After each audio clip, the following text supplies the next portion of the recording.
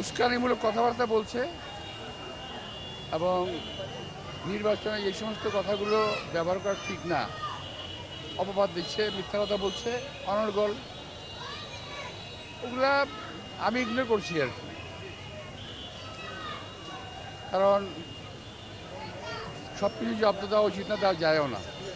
জনগণ ভোট দিতে আগ্রহী, ভোট দিতে চায়, বহুদিন জনগণ ভোট দিতে পারে না।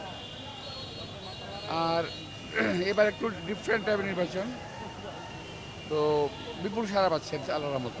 এটা আমার আসন, আমার বাড়ি, সব কিছুই আমার এখানে। সো যারা জনগণের উন্নয়ন দেখতে চায় না, দেখতে পারে না, তারা আমার সঙ্গে প্রতিহিংসামূলক আচরণ করতে গিয়ে জনগণের উপর অবিচার করছে।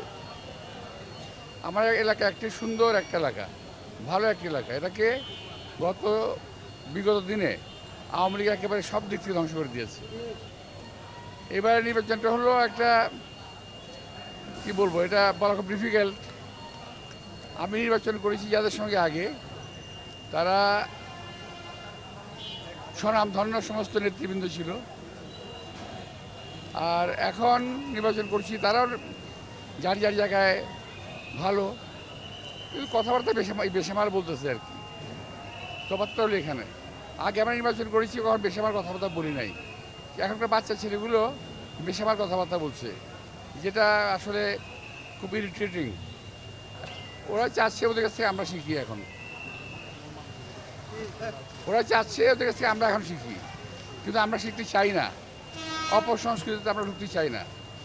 যে সমস্ত নির্বাচনের যে নর্মাল যে কাজগুলো আছে, তার বাইরে তারা, আপনি খেয়াল করে দেখবেন যে কিছু কিছু প্রার্থী, তাদের মুখে শুধু আমারই নাম, অন্য কোনো নাম নাই। তারা ভোটও চায় না, শুধু আমার বিরুদ্ধে কথা বলছে, অনর্গল অনর্গল কথা বলছে। কিন্তু আপনারা নিশ্চয়ই আমার এলাকা দিয়ে হাঁটছেন, দেখছেন,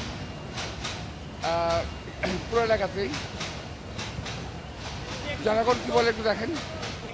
এটা আমার জন্য বলা খুব ডিফিকাল্ট, কারণ ওরা যা করতে পারে, যা বলতে পারে, আমি তা বলতে পারি না, আমি তা করতে পারি না। সমস্যা হলো এখানে আর কি।